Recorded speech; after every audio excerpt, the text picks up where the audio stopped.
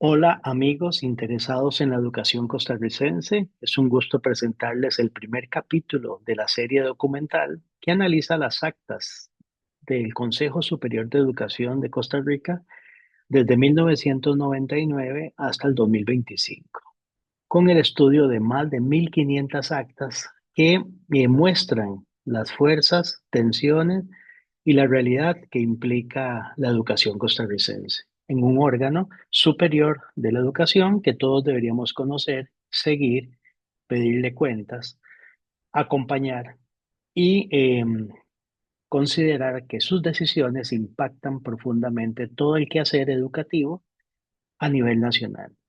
Esta serie documental será dividida en 6 capítulos. El capítulo 1 introductorio, que es el Consejo Superior de Educación, cuáles son sus integrantes, sus funciones, la historia un poco viva que implica el Consejo Superior de Educación. El capítulo 2 por gobierno, de 1999 al 2002, el primer gobierno del PUSC en este nuevo siglo. Y el capítulo 3 el segundo gobierno del PUSC, 2002-2006. Capítulo 4 8 años de gobierno del Partido Liberación Nacional. Y entonces se juntan desde el 2006 hasta el 2014. Capítulo 5 primer gobierno del PAC, desde el 2014 hasta el 2022, 8 años del PAC y todo lo que implicó en el seno del Consejo Superior de Educación y del impacto en la educación costarricense. Y el último capítulo, que es del 2002 al presente, con el Partido Progreso Social Democrático, todo lo que implica el gobierno y su impacto en el Consejo Superior de Educación y en el gobierno de la educación en general. Entonces, empezamos con el capítulo 1, que es el Consejo Superior de Educación, Poder Técnico, Historia Viva. Nos vamos a remontar al 8 de octubre de 1951, nomás estrenando la Segunda República, y la ley 1362 dice que el Consejo Superior de Educación tiene a su cargo, desde el punto de vista técnico, la orientación y dirección de la enseñanza oficial de Costa Rica, en su artículo primero. Entonces, teníamos un Ministerio de Educación Pública con cierta estructura que venía desde antes de la fundación de la Segunda República y la nueva constitución política que nos rige actualmente.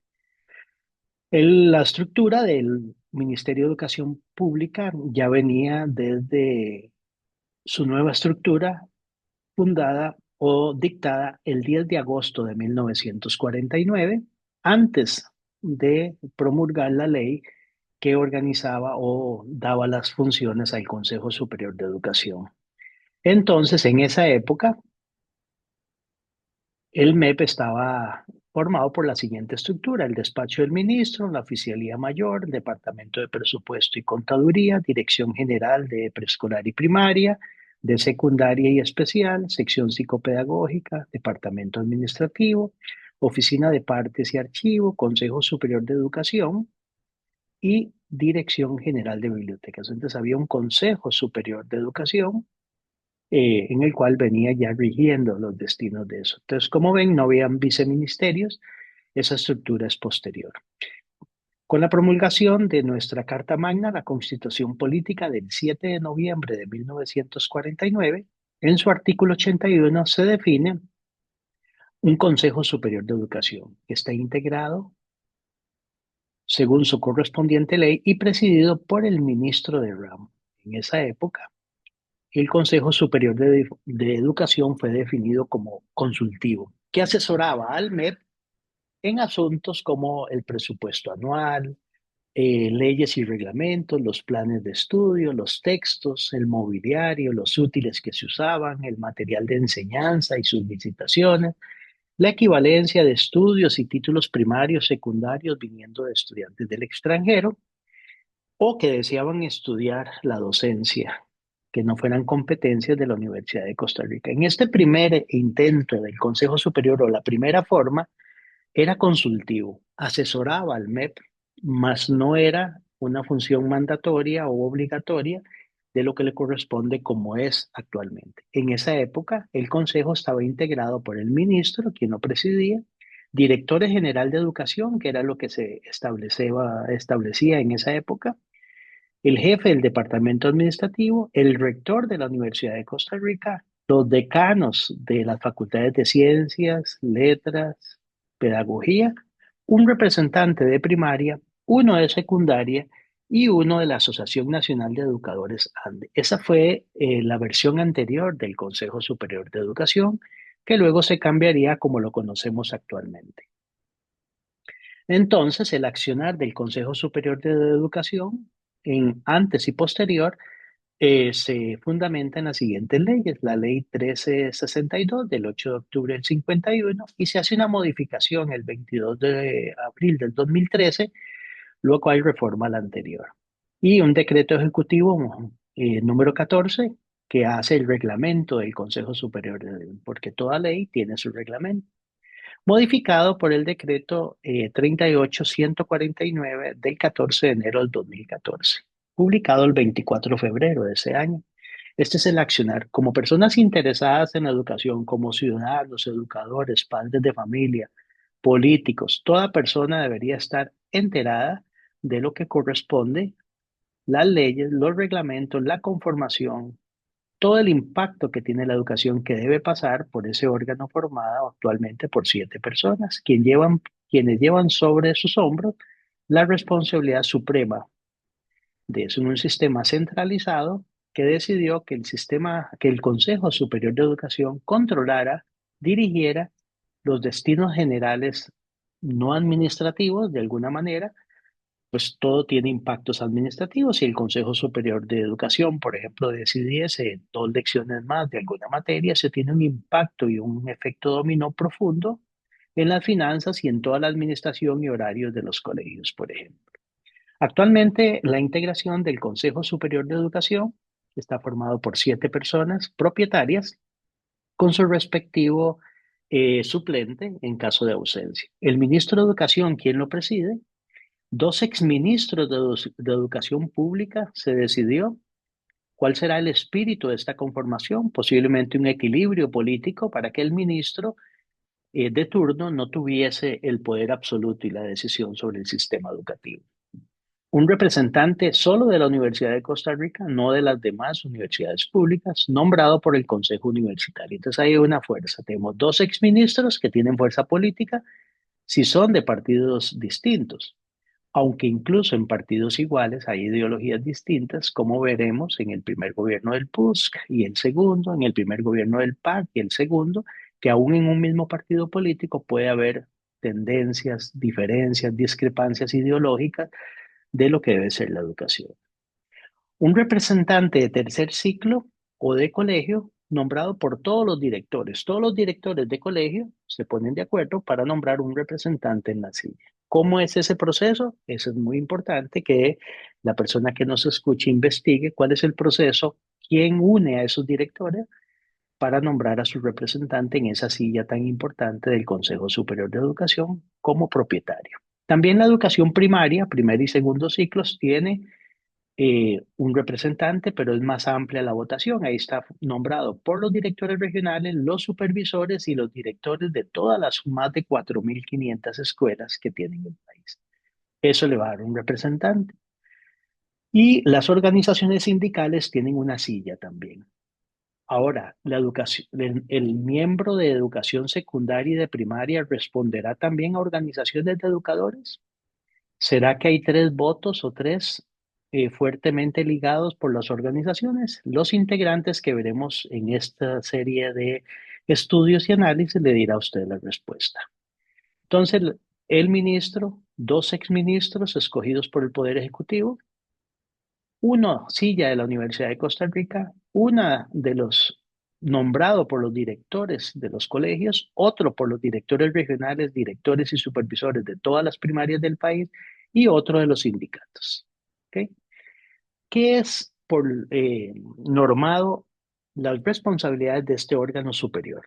Nada más y nada menos que aprobar todos los planes de desarrollo de la educación pública, Modificación, supresión y creación de modalidades educativas, colegios experimentales bilingües, técnicos, académicos.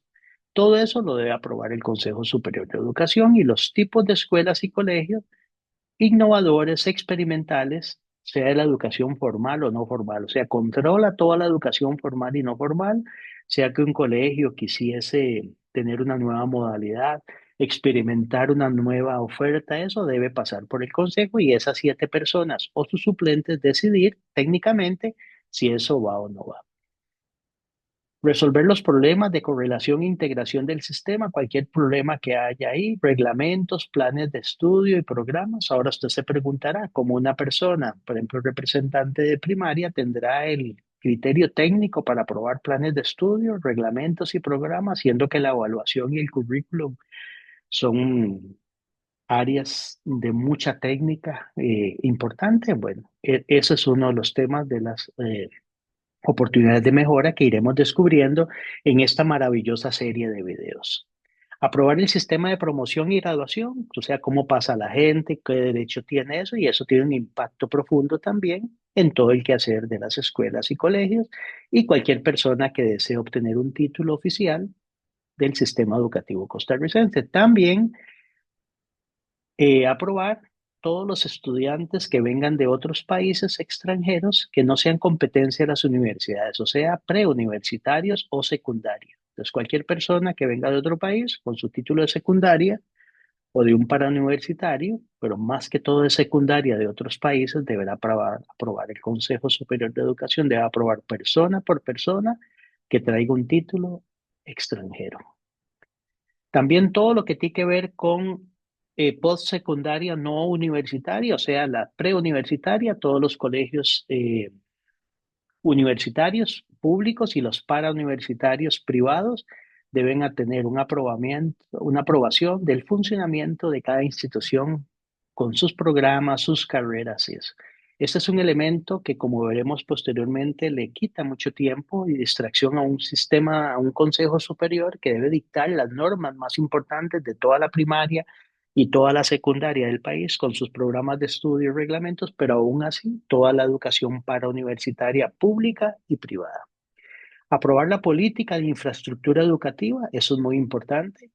¿Sabía usted que el Consejo Superior de Educación tiene dentro de sus funciones aprobar toda la política de infraestructura educativa, todo el mejoramiento de mobiliario, equipo, construcción de aprobar todos los planes de preparación, perfeccionamiento y el estímulo del personal docente? Todo lo que tiene que ver con formación continua, capacitación, todos los programas de eso deben pasar también por esas 7 personas del Consejo Superior de Educación. Y cualquier otro asunto que el ministro de Educación así lo someta y 3 de sus miembros o 3 de sus miembros lo soliciten. Entonces, como pueden ver, es un sistema centralizado donde el Consejo Superior de Educación tiene el poder y la obligación legal de velar por programas, estudios, aprobación, todo lo que tenga que ver con el quehacer académico de toda la primaria, de toda la secundaria y de toda la parauniversitaria, pública y privada. Han habido en la historia reciente intentos de modificar sus funciones y sus integrantes. El más actual es el expediente 24902 que está en la comisión respectiva en la Asamblea Legislativa que pretende eh, reformar los propósitos y los integrantes. Propone este proyecto, que es el más reciente, que se amplíe la conformación del Consejo para incorporar representantes de la cultura, del deporte y la recreación, de la salud, del sector científico, del sector empleador, del Patronato Nacional de la Infancia y de la Red Nacional Consultiva de la Persona Joven. Con sus pros y sus contras, se le invita a los lectores, a las personas que nos escuchan, eh, estudiar este proyecto de ley que impactaría profundamente el quehacer del Consejo Superior de Educación. Todo ese conocimiento de lo que mueve e implica el Consejo Superior de Educación es de importancia suprema para toda persona relacionada con el sistema educativo, sea que quiera dictar políticas públicas o hacer cualquier propuesta de mejora académica debe pasar por el Consejo Superior de Educación. ¿Qué opina usted? ¿Opina usted que incorporar otros sectores como cultura, salud, sector científico, el empleador, el Patronato Nacional de la Infancia, la Red Nacional de la Persona Joven, impactaría, u otras personas que podrían ser invitadas ad honorem? Porque debería saber usted que el Consejo Superior de Educación, los suplentes y los propietarios perciben dietas por cada sesión, que según el reglamento deben ser 5 por mes máximo, o sea, unas 60 anuales en su nuevo reglamento. Incluso el ministro de Educación Pública, que a su vez es la persona que lo preside, que además tiene un salario como ministro, pero también percibe dietas por su participación. ¿Cuántas dietas? Lo veremos según cada uno de los años, conforme ha ido aumentando desde 1999 hasta el 2025 que analizaremos. También no deja de ser interesante que los funcionarios o las sillas de educación primaria, secundaria y de las organizaciones sindicales son personas también empleadas o funcionarios del Ministerio de Educación Pública. Tal vez no compete directamente al ministro de Educación, porque sería impensable que una silla del Consejo Superior de Educación sea una persona de confianza del ministro, ¿verdad? Porque sería un problema ético interesante, del cual no está libre el Consejo, como lo veremos después, es importante. Entonces, este es el capítulo número 1 de nuestra serie de 6 videos, donde usted podrá verlos y analizar con sus grupos de interés todo lo que implica la educación costarricense desde su órgano superior. ¿Quiénes son? ¿Qué hacen? ¿Cuáles funciones? ¿Cómo han sido los acuerdos? ¿Qué seguimiento han tenido los acuerdos? Desde informática educativa hasta eso, hasta infraestructura, modalidades, pruebas nacionales. Todo eso veremos las disputas, las luchas durante 25 años de eso. Entonces, el capítulo 1 es el de hoy, una historia o una mirada rápida de qué es el Consejo Superior de Educación, cuáles son sus miembros actuales y qué hay en la actualidad para cambiar eso. El capítulo 2, el primer gobierno del PUSC. El capítulo 3, el segundo gobierno del PUSC. ¿Por qué se hizo diferente? Porque van a notar ustedes que hubo una gran diferencia ideológica y general de las divisiones del PUSC en relativa a educación, que lo verán después. El del Partido Liberación Nacional, como fue un solo ministro, se hace un solo estudio. Y luego el PAC, que tuvo varios ministros desde el 2014 al 2022, se va a unir en un solo análisis de todas las actas de cada uno de los 4 años. Y ahora el Partido Progreso Social Democrático, que está en el gobierno, y cómo ha sido su impacto en las políticas públicas en educación. Entonces le invitamos a ver el video número 2 y que usted pueda ser muy enterado y muy informado del quehacer del Consejo Superior de Educación y de nuestra querida educación. Muchísimas gracias.